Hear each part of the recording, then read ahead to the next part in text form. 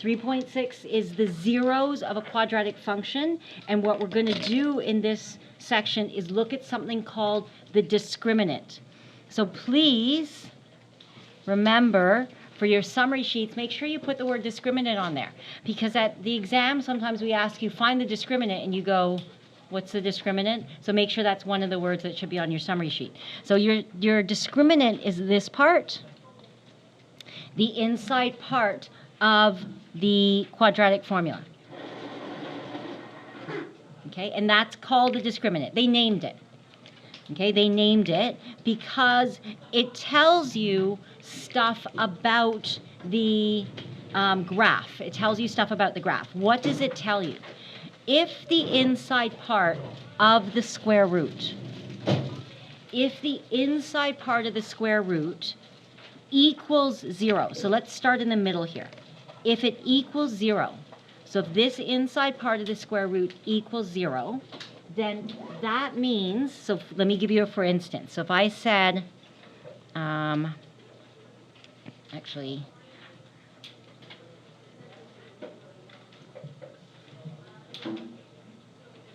okay, so if I gave you this, so if I said x squared minus 8x plus 16, so if I gave you something like this, and I said y equals, and I said, can you solve for the discriminant? The discriminant is the inside part of your square root part there, okay? So we're going to solve for that. So you can say big D if you want. So some people call it D for discriminant, equals b squared minus 4ac, like that.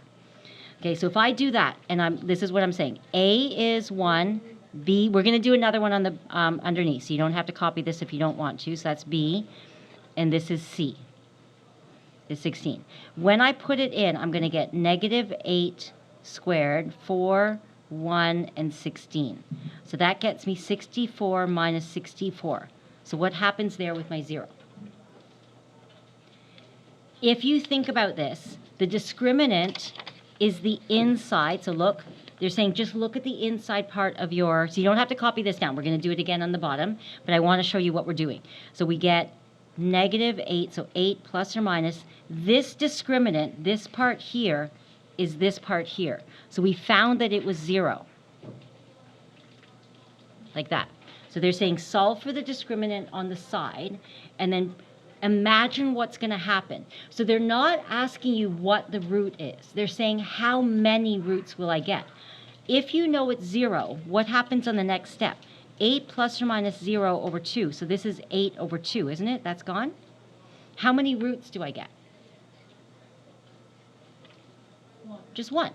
That's because this ends up being a parabola with the vertex at 4. It does this.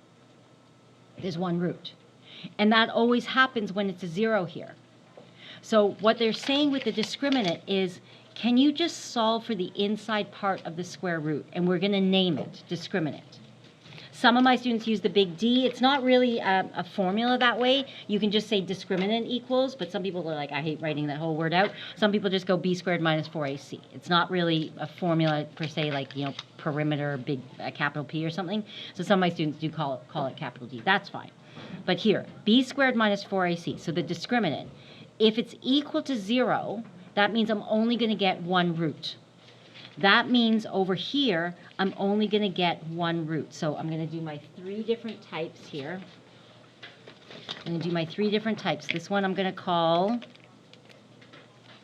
I'm going to go b squared minus 4ac is greater than 0. Here's b squared minus 4ac equals 0. And this will be b squared minus 4ac is less than 0. So those are my 3 possibilities. What happens graphically is that if I know that b squared minus 4ac is greater than 0, so if I get a number for in there, I get a number, any number at all, it doesn't have to be a perfect square, but so if I go here and I get a number for in that square root, I'm going to have to get 2 answers. Does that make sense? So that's like this. So negative 3 plus or minus, say, 17 over 2. Doesn't that mean I get 2 different answers? Right? So I'm going to get negative 3 plus root 17 over 2, negative 3 minus. Does that make sense? So I'm going to get 2 answers. They're not asking you to find it. They're just saying, if I know if I find the discriminant, the inside, and I know it's greater than 0, don't find it, but how many roots will I get? This will give me 2 zeros. So 2 zeros. So that means it'll be either like this or potentially like this. I get 2 answers out of it. So they're saying don't find the roots, just tell me how many you get. So it's the discriminant isn't solving it, it's just telling me how many answers am I going to get? Oh, 2. Okay, so it's kind of a general question. So don't find it, just get the discriminant to say what's happening. Okay, then the next one here, it says, what happens if it equals 0? And I showed you that. So if it's plus or minus 0, then we end up only with 1 0. Right? We only get 1 answer out of it. So it's either going to open up with the vertex here, or it'll open down with the vertex there. Does that make sense? So if I get it equal to 0, we know that when the discriminant equals 0, I'm going to get no answer, or I'm going to get only 1 answer. Okay. Then over here, if it's less than 0, then it's going to be either opening down. Oh, sorry. I was thinking of something else, sorry. I was looking up there to answer something else, but okay. That's me. Okay, so it's going to either open down and be below, like this, or it's going to be above and open up. So that means I'm not going to get an answer.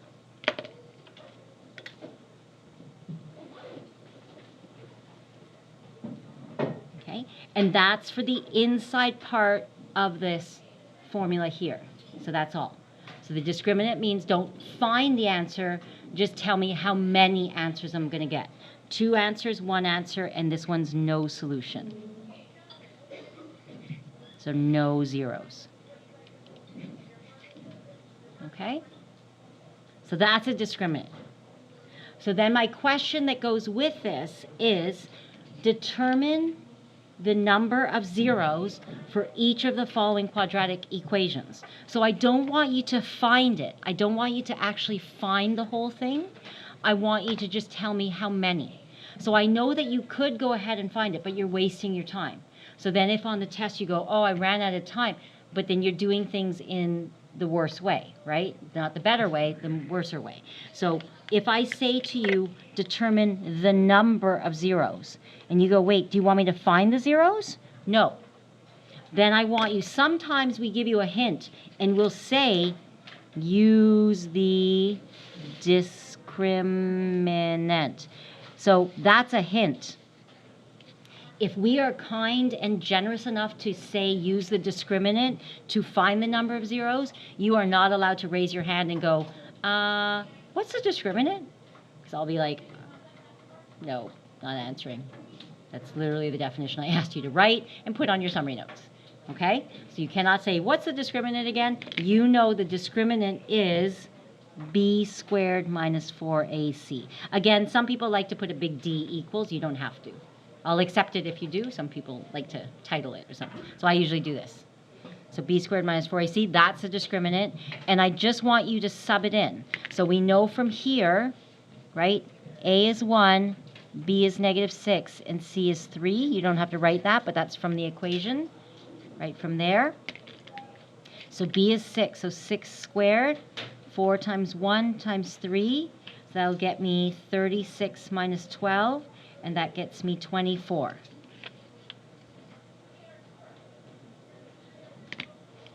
Okay? That's my discriminant. So you're going to say, therefore, b squared minus 4ac is greater than 0, isn't it? My discriminant is greater than 0. Okay? And then you're going to say, therefore, or since. Maybe we should put since. So since that is greater than 0, therefore 2 zeros. Right? So answer the question. Yes, question. Oh, sorry. No, that's my fault. Nope, that's my fault. Thank you.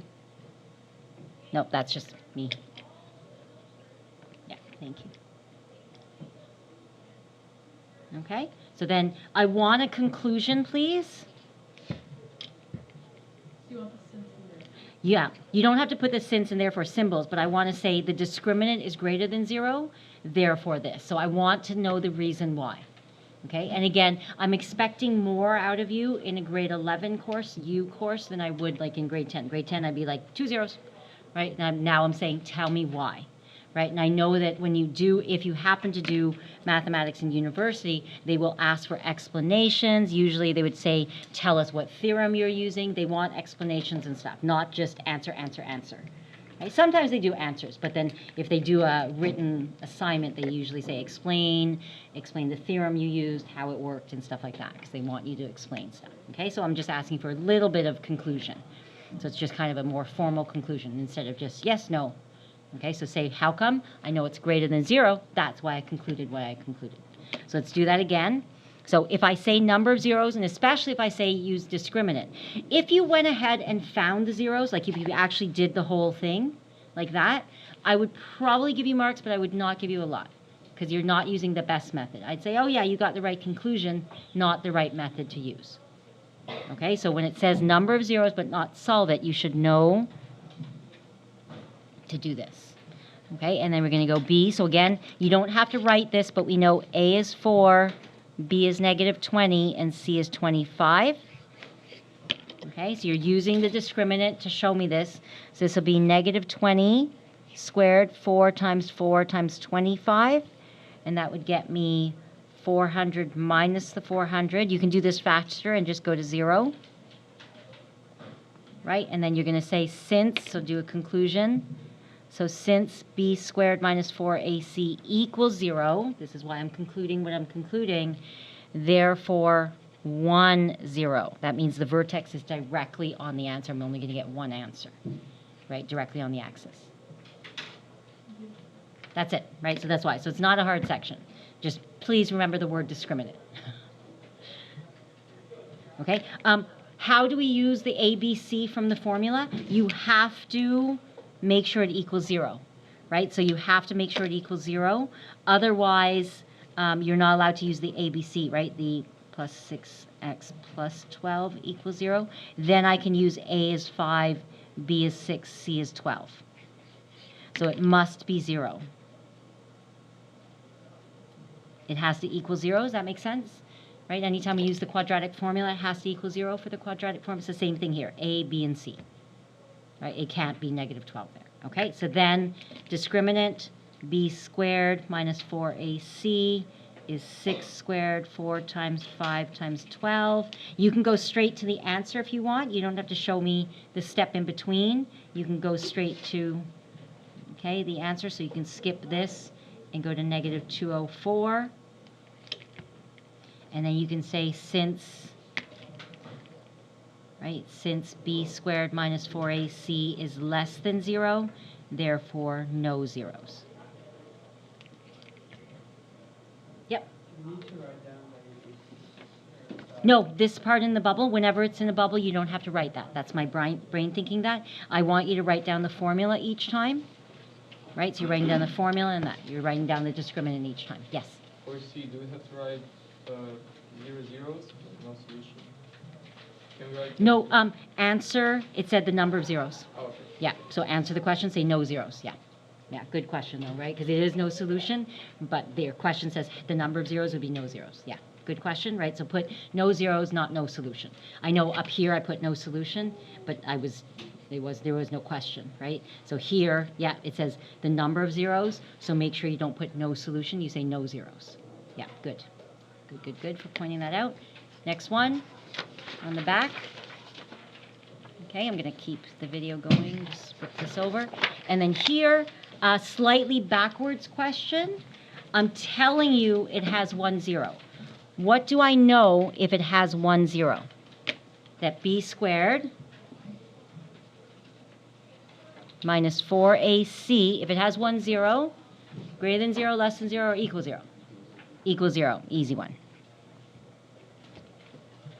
Okay, so if it equals 0, then I'm going to take this. I'm putting it in the middle because I know that there's not many steps to this. This is a very fast question, so I know ahead of time. Here, again, you don't have to write this. A is 1, B is 6. What's C? A is 1. B is 6. C is whatever's left over. K. Okay, and that's why I write this. Again, that's your brain thinking it. You don't have to write it. But A is the coefficient, B is the coefficient, and C is whatever's left over. Sometimes I can put something else there, so I'll show you that in the next one. Okay, so I'll put some other stuff. So let's plug that in. So we're going to get B squared, so it's 6 squared, 4 times 1, and C is K. You don't need the bracket, but I have a bracket there anyway. So it'll be 36 minus 4K. So I've cleaned up my bracket now. And solve for K. So all we want to do is solve now. Solve for K. Okay, and I'll bring the 4K over. So 36 equals 4K. And then divide both sides by 4. You don't have to show this, but that's what I'm doing. 9 equals K, and we're done. Yeah, I told you I left too much room here. So I went smack in the middle. I was saying, go on the left. No, this one's in the middle. Same with the next one. It's not too long. Or do we have to do therefore soon or No, if you're solving for a single value and you stop on that value and it's straight, I don't need a therefore. Yeah. Yeah, so the question is therefore statement. It's one column of work and you're ending on the K. Okay. All right. All right, next one, same sort of thing. Is that okay for this one? All right. One last one. For what values of K will have one x-intercept? One x-intercept is another way of saying 1, 0, isn't it? It's the same thing. So you can say 1 x-intercept. What's another way of saying it? Sorry? 1 root? Yep, 1 root. Or 1 solution, right? You could do that, 1 solution. Right? So many ways we know that it means the same thing. So one more time, it's going to say that I know that b squared minus 4ac has to equal, b squared minus 4ac has to equal 0. So that's my brain thinking that. Can I go ahead and get my a, b, and c from here? No. It's in the wrong order. What else did I say? It has to equal 0. Has to equal 0. Right? I can't have all this stuff here, so too much stuff happening. So I'm going to fix this order. So I'm going to go, I'll bring everything over here. So 8x squared. I bring this over. Can I go right to minus 16x? Is that all right? Okay. I have a plus 2, but I have a minus k. I have a plus 2, but a minus k. So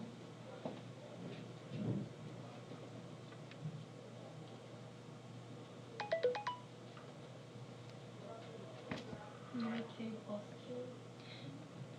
k plus. I mean K minus 2, I think? Like a whole bracket and C? For here, yeah, it'll be for this, yeah. So let's talk about that 1 sec. So then this one here, A is 8, right? We know that. B is negative 16. Is that okay? Coefficient, coefficient. And C is both of those, the whole thing, everything that's left over.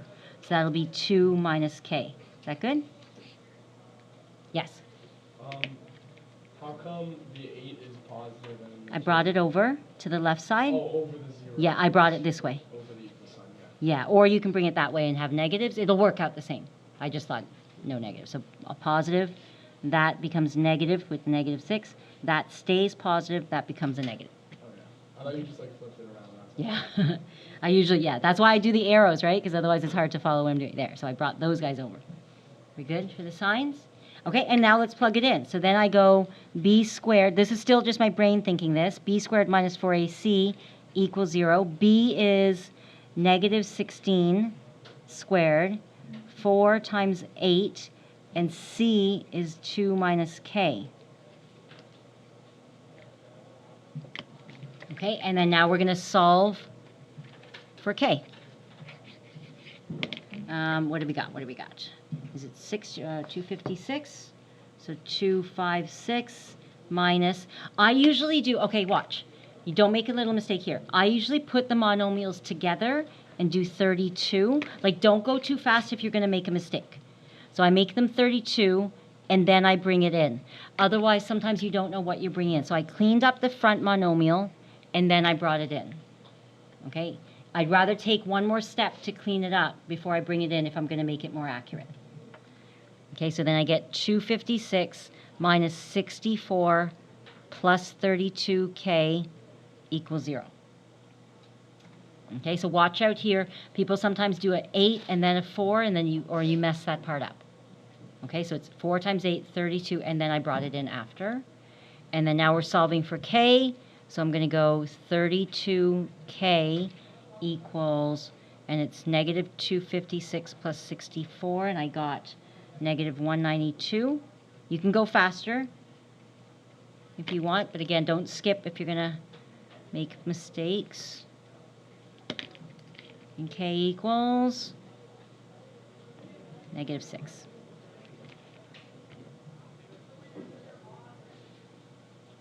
And again, I'm only asking you to find k, so since it flows from beginning to end, I don't need a concluding sentence because it went from beginning and stopped at my k, and that's it for what value it is. Sometimes this could be a quadratic, like it could be k squared, and you might get 2 answers. So that's why it says for what value or values of k. The s is because, like, if I had given you a k times a k here, you would get a quadratic, and you'd have to factor or solve or formula. Okay, it could potentially go bigger. Any other questions with that? All right.